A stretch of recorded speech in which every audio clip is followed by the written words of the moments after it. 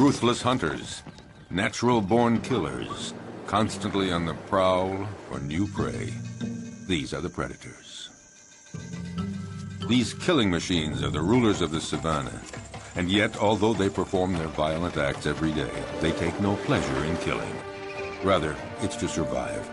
For them, as for their prey, life is a daily challenge. In the African savanna, right at the top of the food chain, are many species of big predators, among them the crocodile. The only survivor of the dinosaur era, a crocodile can be virtually invisible to its prey. He will lie in wait, submerged, motionless, even for hours.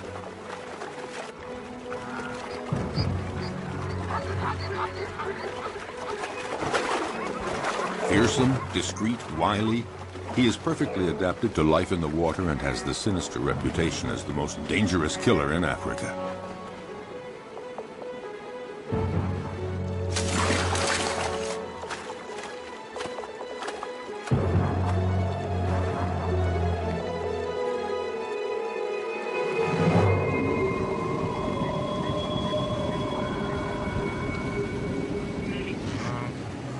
Predators have an essential part to play in the functioning of their ecosystems.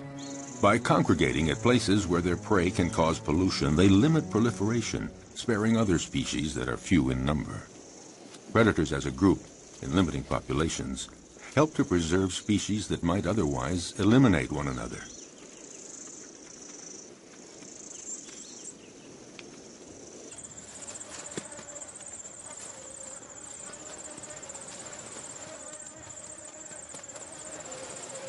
In the end, nature is well managed, because any given area always has just the number of predators it can handle, and no more.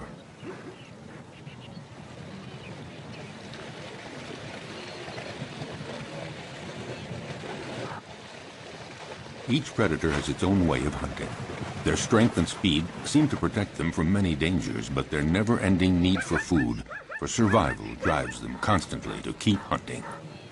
Even when prey is abundant, chances of success are never sure. Often it depends on the strategy of the attack.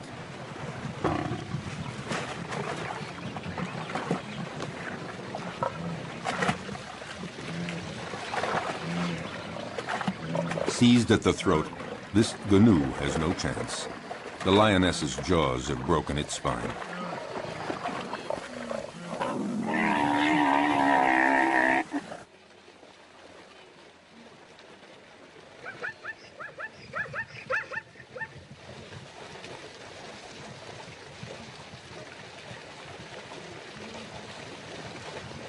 But the lioness can't lift her prey out of the water because the creek became too muddy during the dry season. She has to devour the animal here where it was killed, a rare practice. Usually several lionesses hunt together, but there are occasions of solo hunting, and then the lioness can rely only on herself to defend her kill. The prey has barely been taken when other predators start pointing their snouts toward the meal. Yes, it is not enough to hunt down and kill your prey. You have to defend it too. The fury of a lioness can be fatal for a hyena. The sudden appearance of a buffalo might improve the hyena's chances. But is the big animal a real danger for the lioness? The buffalo keeps approaching, trying to frighten the lioness away from her kill. The herbivorous avenger forces the lioness to flee up a tree. High up in the acacia tree, she keeps a needle-sharp watch on what is happening below. Finally, the buffalo lets the lioness come down, and the hyena sees his chance evaporating. In fact, the hyena gives up. The lioness could return to the dead prey at any moment to finish her meal. No, the hyena would rather try elsewhere, where a family of cheetahs is hunting in the area. At one point, the contest threatens to become fierce unless the hyena is content to be a little patient.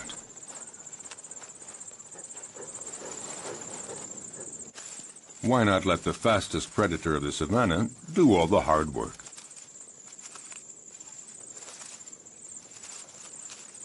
The female cheetah hunts alone because she can't count on her progeny.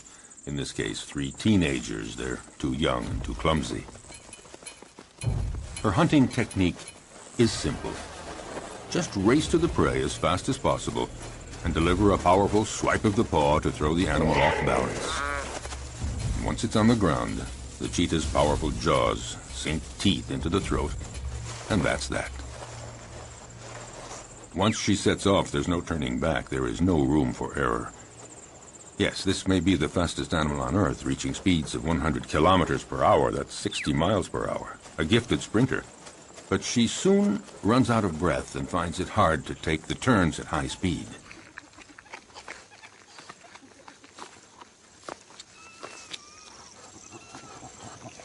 She expends so much energy all at once that she needs a breathing space to recover. And these are precious minutes, because the hyena is on the prowl, and he knows that this is the instant to try something if he's going to steal any of the meat. The young cheetahs waste no time in munching off the first bits. The cheetah senses danger. But what can she do? These kids are too clumsy to make any sort of organized resistance.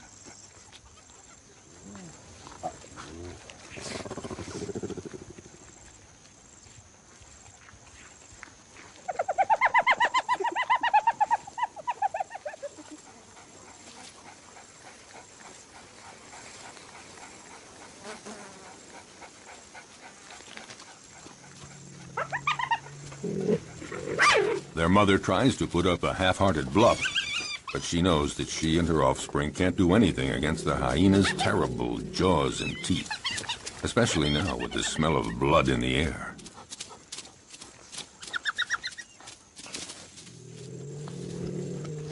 She doesn't even try to fight.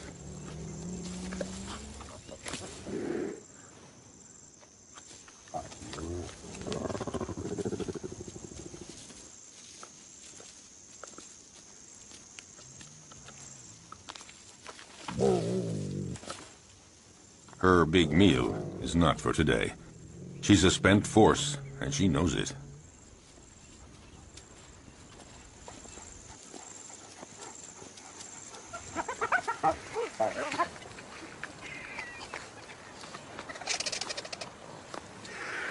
The scent of blood draws many scavengers. They're not considered true predators because they eat animals that have already been killed by others. A real predator hunts down and kills live, fleeing animals.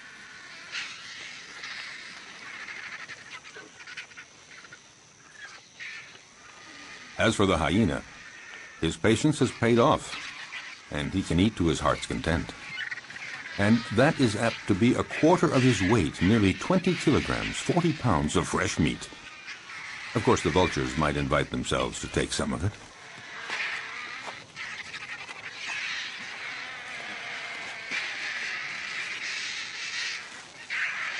A jackal is prowling around, but he's no match for the hyena.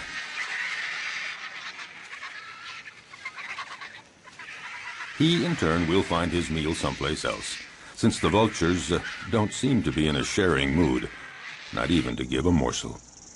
So he has to fall back on more modest prey.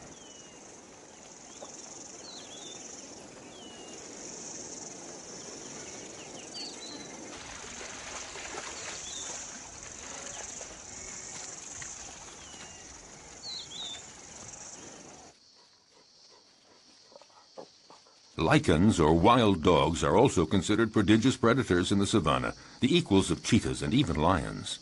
They're among the carnivorous animals that hunt during the day. To feed the family twice every day at sunup and sundown, they leave their lairs to hunt in packs. But they're not always successful, because they're often smaller than the animals they attack.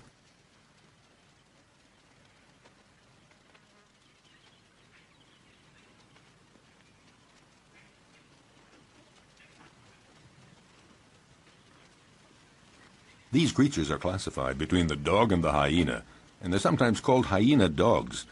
They drink very little, and their prey can be antelope, zebras, gazelles, and gnus. They're about the size of a big dog, but they're considered, perhaps, the most effective killing machine in the animal kingdom. They hunt in packs, like wolves. Alone, one could never take down a Thompson gazelle or a young gnu. So it's vital that they hunt in packs, and this requires a well-planned division of labor. first stage, sneak up on a herd to spot one that is young or weak.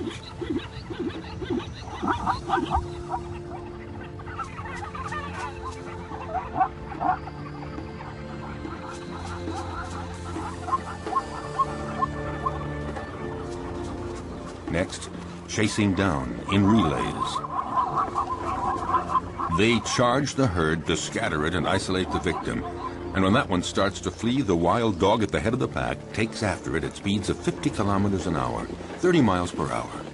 Their strength is in their numbers. The chief directs the whole procedure, but actually getting the prey is seldom as easy as it first appears. They succeed in 2 out of 3 hunts. Zebras know how to defend themselves. Their hooves are hard horn, and they can use them effectively as powerful weapons against attacking predators.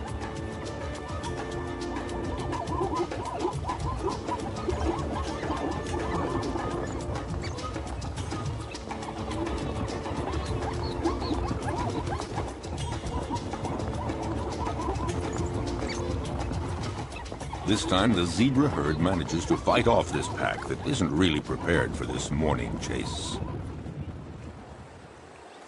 Herbivorous animals know how to put up a good defense.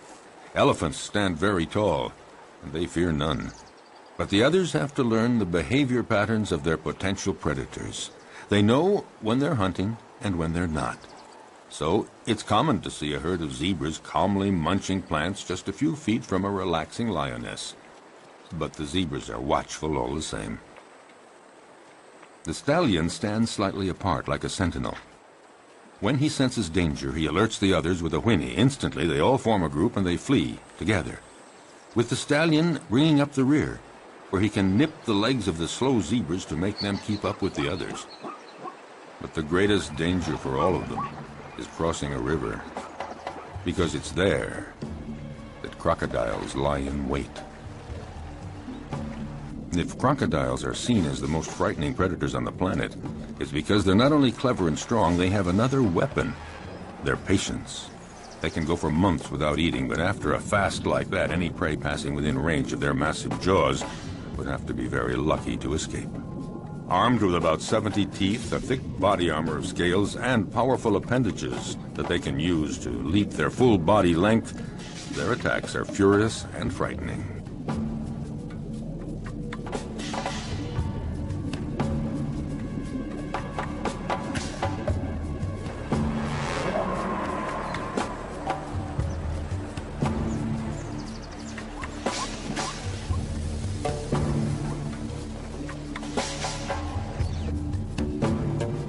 Their body submerged to surface level in a river or a pond makes them almost undetectable, just a part of the environment, until they surprise their victim.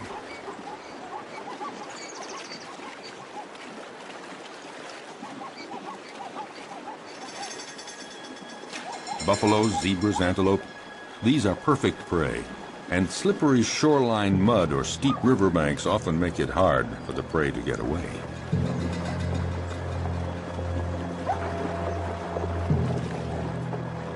A female crocodile decides to go after a young zebra that has been separated from the main group in the middle of the flowing water.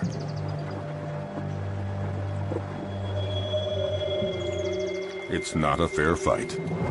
Alone, terrified and wounded in the river, the animal doesn't know where to go or how to get away. The female crocodile tries to drag the wounded creature down into the water, but the youngster is resisting ferociously. It's hopeless. The crocodile has to have a better hold.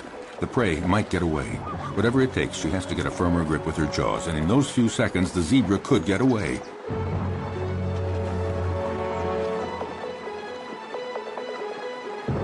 Suddenly, the vise is loosened. Instantly, the zebra takes advantage and breaks away, desperately climbing up the riverbank. Exhausted by the violent struggle to stay alive, the young zebra has to rest.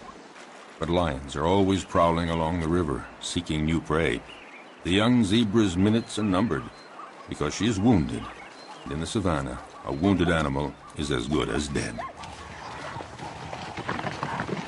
Here at the river, the lions have this prey for the taking. In fact, they have a wide choice of animals that are fatigued from crossing the river, or sick or wounded, the ones that trail behind the herd.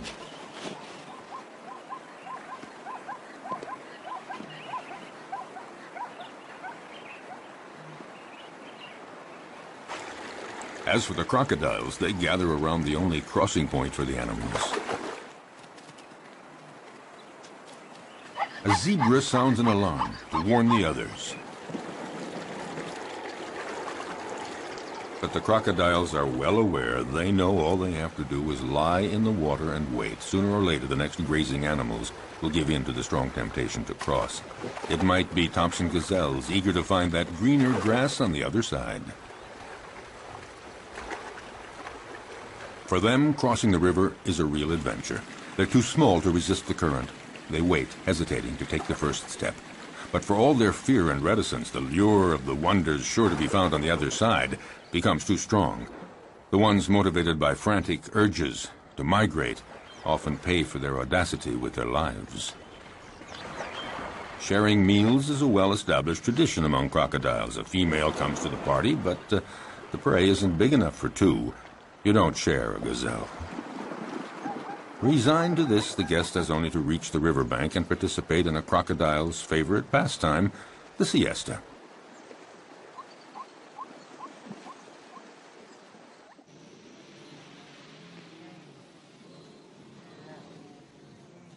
But during the mass migration across the Masimara Plains, danger comes not only from crossing the river, it lurks everywhere.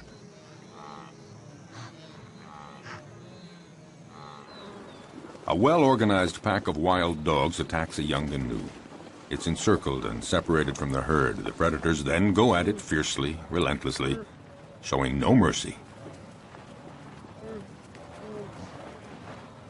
The gnu is exhausted. It's time for the kill. At one point, the animal nearly falls to the ground.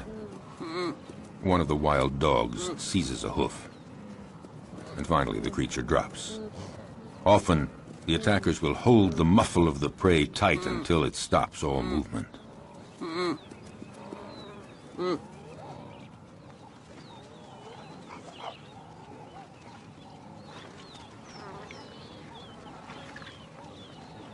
Now it just remains for the predators to share the meal.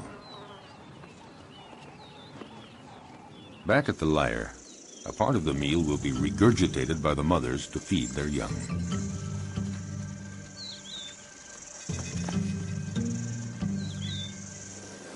It may seem that predators are ruthless. They show no mercy at all. But they kill only when they're hungry. Their potential prey senses this. As we saw, herds are often oblivious to lions walking almost beside them. But if a herd senses that a lion is hungry, they are away and fast.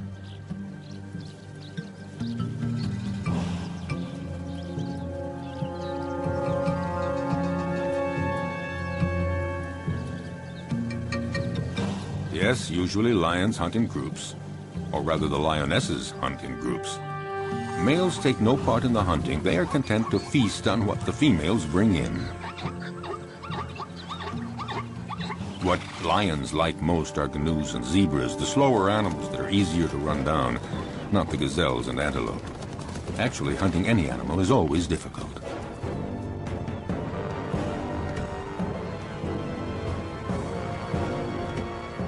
When hunting in groups, lionesses lie in wait, upwind, but one is stationed downwind. They wait for the right moment, and then come out all at once, heading straight for the herd. The targeted animal is, of course, terrified and runs in all directions. There's every chance that the ambush will be successful. It is said that the zebra has an anti-lion camouflage. When they're running fast and trying to get away from the lions, their stripes create an optical effect that makes it difficult for a lion to distinguish where one zebra starts and the other ends. Unfortunately for the zebras, the effect isn't very effective.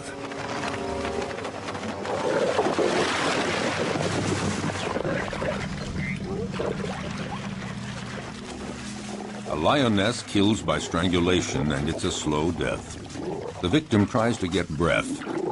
It might take 10 minutes before the animal dies. The success score for females that hunt alone is fairly low. It's about 17%, one kill in every 5 attempts. This makes the survival of the lion cubs fairly uncertain. It's not surprising that they prefer hunting in groups. Today, the lionesses and the cubs are eating as fast as they can before a male comes along to take his share.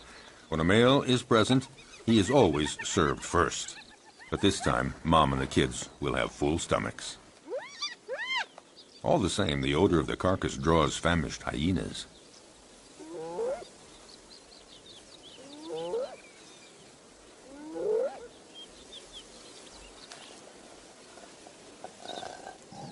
The banquet attracts envious neighbors. The hyena moves in closer, no doubt convinced that the moment has come to make his move. But the lionesses have no intention of letting him get away with it.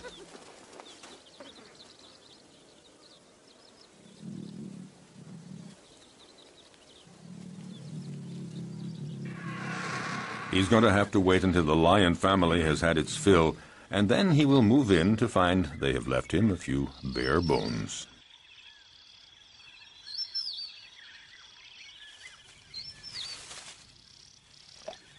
No, not much chance that the lions will leave much for the hyena. Well, if there's nothing here, the hyena has to resume a solitary quest.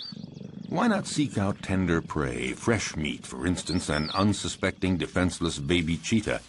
For out in the wild, hostile nature, the lives of the young, whether predator or prey, are often precarious.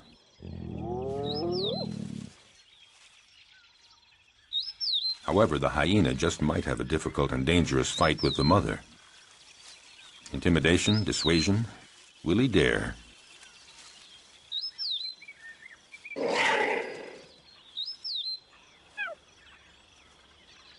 No, the risk looks too great. The hyena goes on his way and keeps on the prowl for other prey.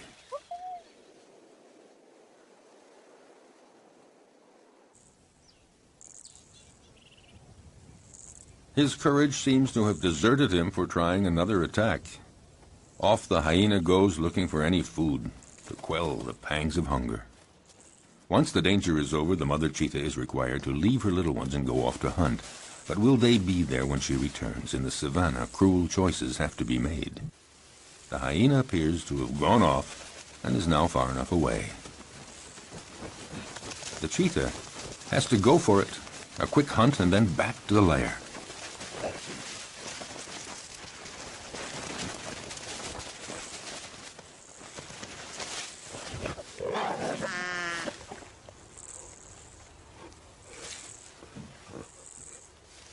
The hyena is watching all this. And a little too sure of itself, approaches the cheetah, certain to come out the winner.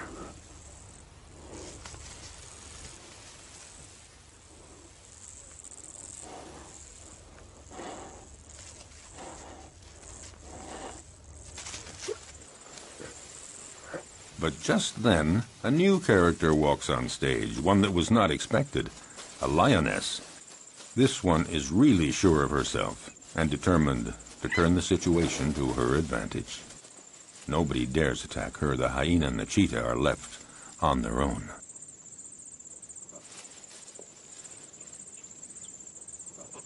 Indifferent, the lioness ignores them with the arrogance of a victor.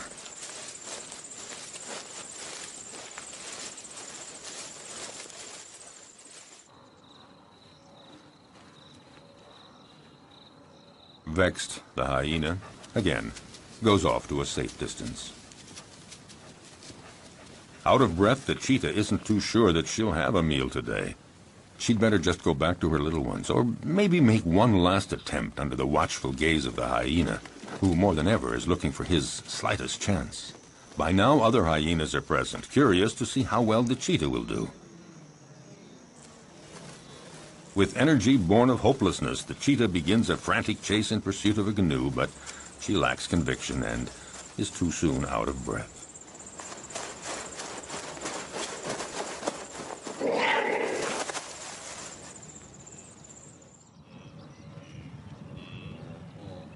Even the gallery of watching hyenas doesn't think that she'll succeed.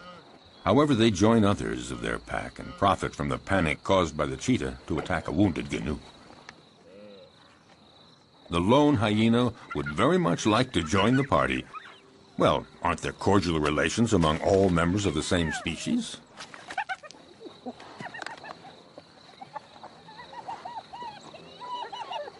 No cordial relations at all. A very strict social order determines relationships among individuals in groups of hyenas. The loner is not part of this group, so the dominant female directing the group chases him away in no uncertain terms.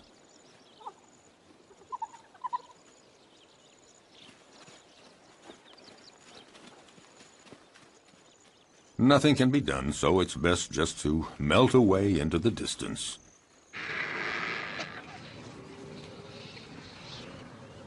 The dry season is drawing to a close, and carnivorous animals are finding less and less game, and they're growing weaker. The hyena has been walking for a week, looking for food, doing anything to blot out the terrible pangs of hunger. He has just about enough strength to stand up and return to his lair.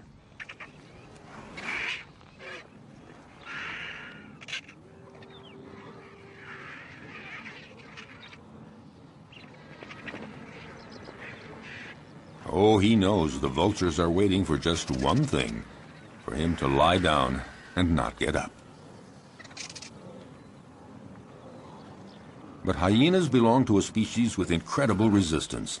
Gathering up all his strength, he sets off on his quest.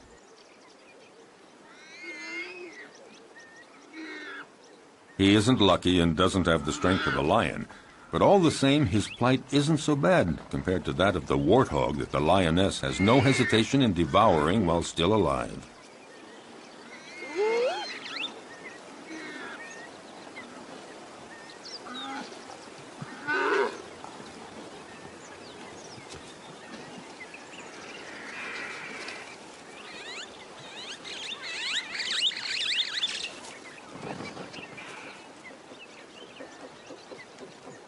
The hyena was right to wait around for a while.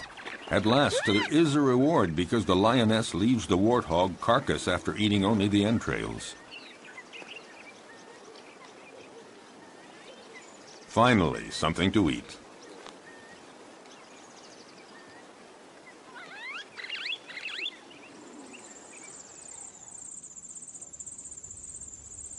Even among lions, survival isn't always so easy, at least not for the cubs. They may be the offspring of the animal king, but their future is often compromised. Power and strength characterize the lion, but the cubs are vulnerable, and danger lurks everywhere, even within their own group. Actually, among the lions, everybody seems to be getting along with a certain intelligence. The females within a family are taking good care of the little ones. A female will submit to any sort of nuisance from the cubs, and will even take care of the ones that are not her own. So the females remain calm, but it's quite different with the males. They guarantee reproduction, and they protect the females and the cubs, but they can turn dangerous for the cubs. Unmindful of his tremendous strength, a male who is annoyed by a cub teasing him just might kill the youngster with a swipe of his paw. Lions like to live in a stable family group, and yet the young ones, especially the newborn, are always vulnerable. Prudently, a female about to give birth distances herself from the group and finds a lair where she can have her cubs. She wants to find a natural hiding place where hyenas and jackals and cheetahs can't get at the little ones, and to keep them safe from the male lions that might come to take them. A female may have as many as 6 cubs at a time, but only 1 in 5 will survive to adulthood. Cubs are most fragile during the first 20 months. Then they are young adults. The mother lioness has to leave her cubs in the hiding place and go out to forage for food, but she never knows whether when she returns she's going to find them dead or alive. Will they escape the prowling predators? The lioness is now isolated from her group, and she has to hunt alone. Her predatory hunting instincts have to overcome her maternal feelings.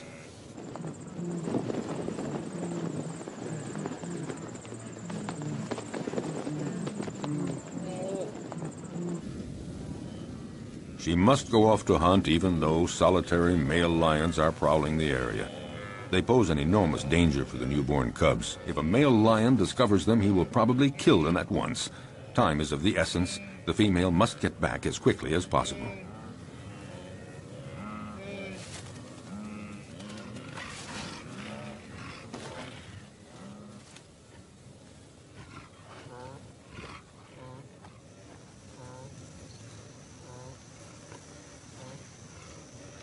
A lion alerted by the noises emerges from a thicket.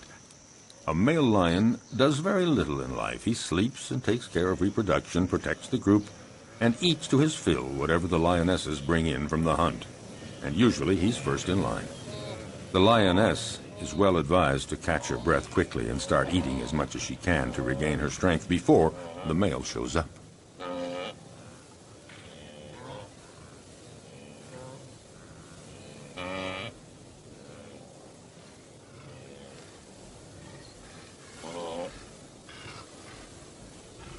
"5 kilograms, 10 pounds of meat every day. That's what every male or female lion requires for survival.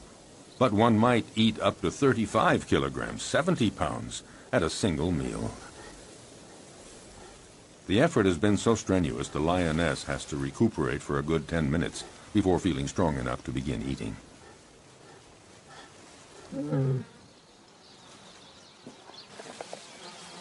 Drawn to the food, the male approaches the female. She submits because she knows the social order within lion groups. Males take first. Hence the lion's share, and here it literally means that he takes all the best pieces for himself, and he takes them before anyone else in the group. A male lion can be the most powerful predator of the savannah if he chooses. He's fearless. No animal would ever approach his killed prey. The lioness can only wait, resigned to the situation, and go off to her cubs.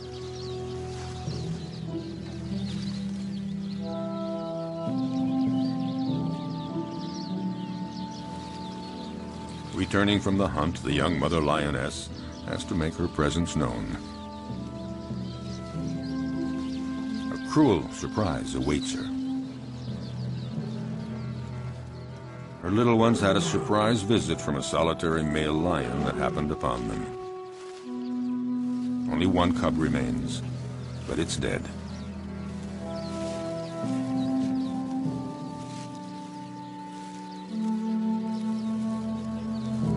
She takes it and wanders through the savannah for a long time.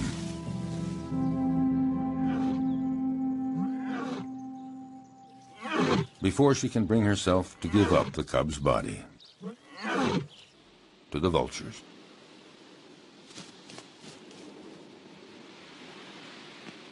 Accused of killing for pleasure, predators have incurred a bad reputation, and yet, for over half a century, many scientific studies have proven their usefulness.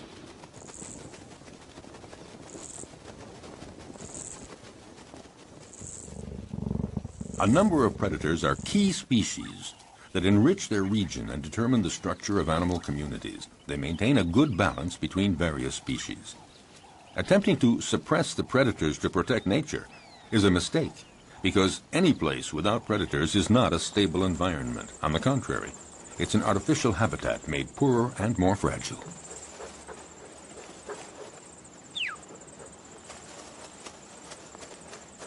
Following an implacable and ferocious law, by attacking the most vulnerable individuals, predators remove weak and sick animals from nature to the benefit of the stronger animals.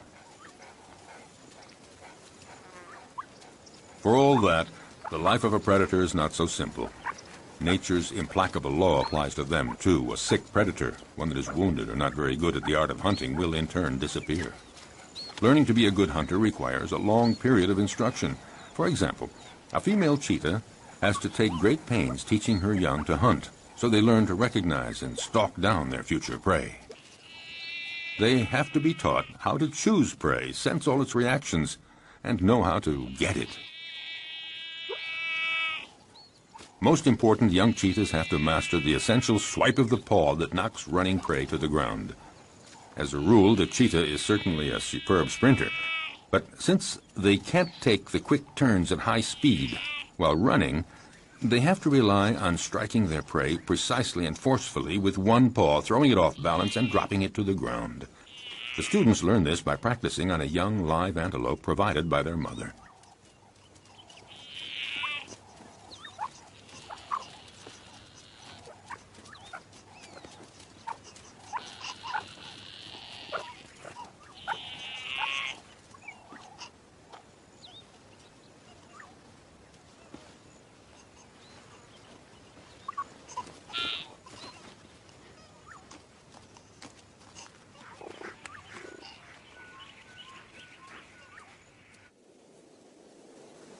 In the broadest sense, being a predator is feeding on other living creatures.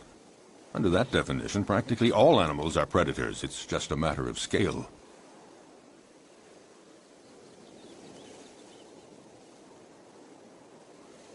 In the savannah, baboons are, for the most part, omnivorous. But sometimes they reveal themselves as accomplished predators. The males have no hesitation in attacking other mammals that they may encounter on their way.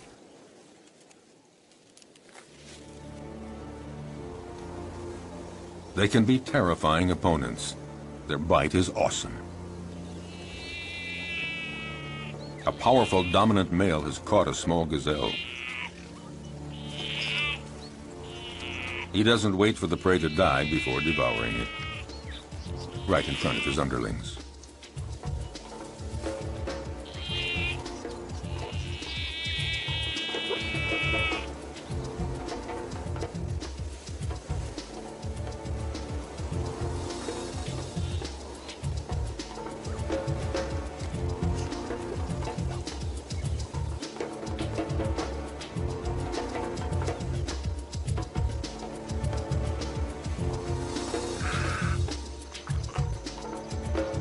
This male may leave a few scraps for others, but only after he's had his fill.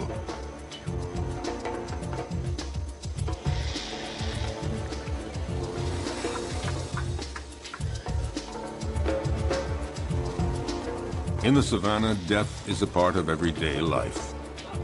The baboons set off for new horizons.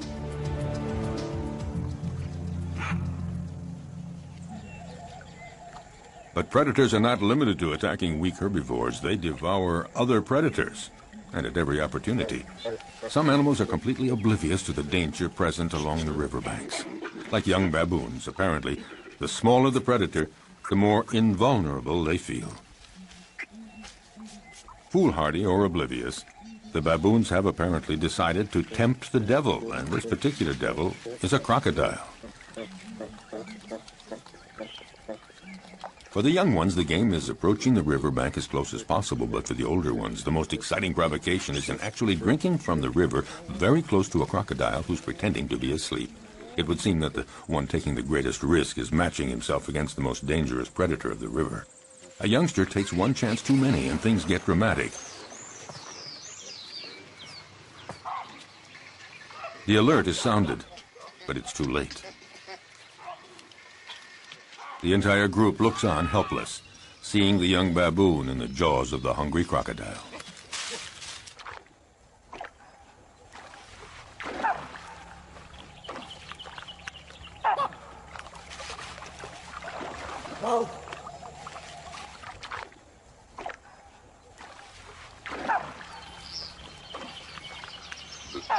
In the world of the predator, you pay for the slightest mistake.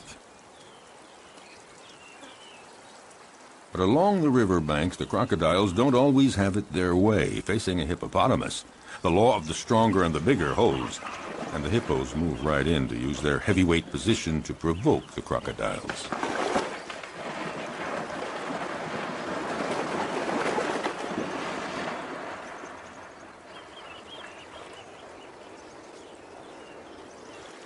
The hippos and the crocs live together in the river. The crocodiles may present no direct threat to the hippos, but all the same, they might go for a young, defenseless crocodile.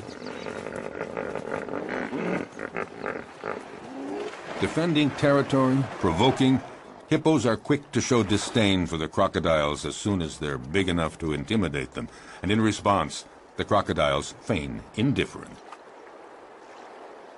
Even the youngest get in the game. On dry land, the adult crocodiles do their best to frighten the hippos. They multiply their efforts, but the massive creatures don't believe a word of it, so to speak.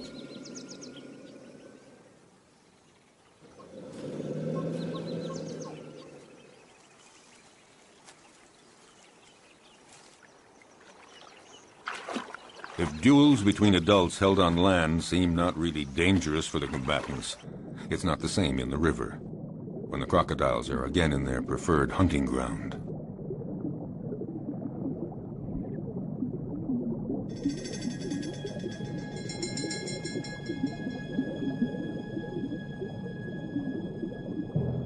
In the aquatic element, a crocodile is ruthless, facing a young hippo.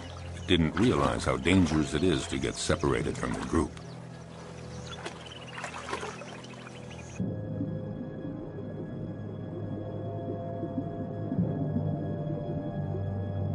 Cunningly, the crocodile approaches slowly.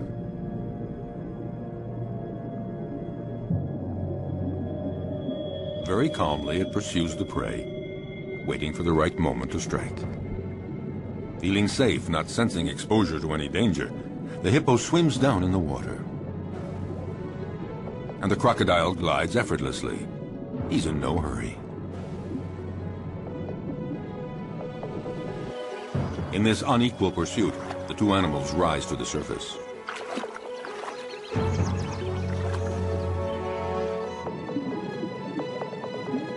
It only remains for the crocodile to pounce and pay no penalty.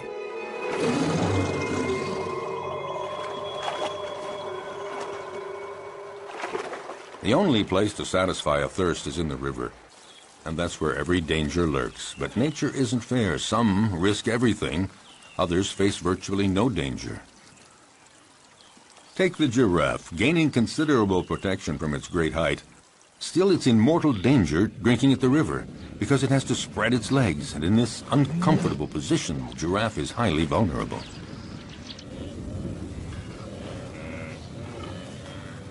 If there's no shortage of game here, it's because every year the migration cycle of the herbivores of Serengeti conducts 1.5 million gnus and countless other animals across the Masai Mara Plateau to Kenya to spend the summer. Waterholes and the whole environment provide predators with a happy hunting ground, and these meat-eaters take full advantage. Nevertheless, the actual hunting is far from assured.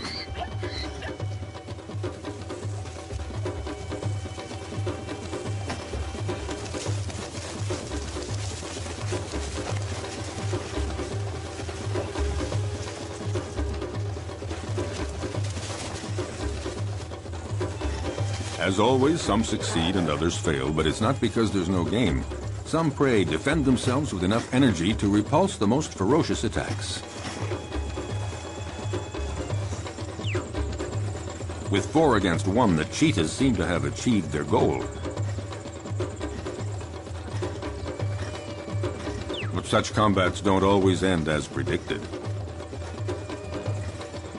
It would appear that the cheetahs have the advantage, but that doesn't take into account the endurance of their opponent or the gnu's instinct for survival.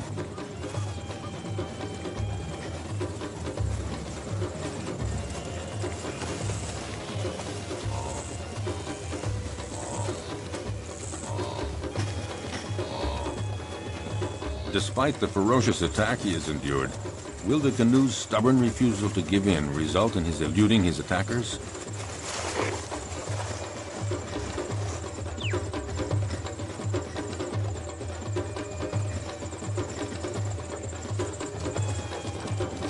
Thrown off balance by the gnu's sustained fury in managing to escape their claws and teeth, the cheetahs seem unable to administer the fatal blow. Suddenly, in an astounding burst of energy, against all odds, the gnu does manage to escape from all those predators. Totally exhausted by all this, the cheetahs give up.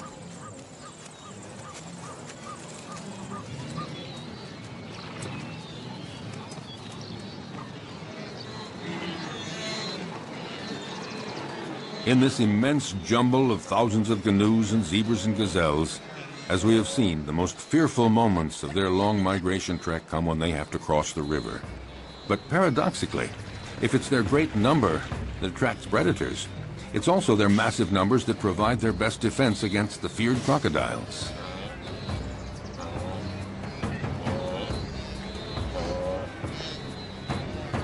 The gnus throw themselves into the river, where the crocodiles await them to conduct them to their doom. But there is such a density, so many animals churning in all directions. In this confusion of horns and hooves, the crocodiles are confused, unable to find a precise target. Some of them even stomp on crocodile heads in their frantic, panicky movements.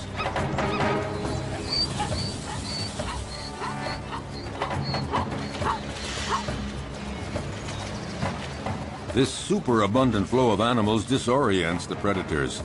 But any animals that stray from the central melee, any out on their own, are instantly victims of ferocious crocodile attacks.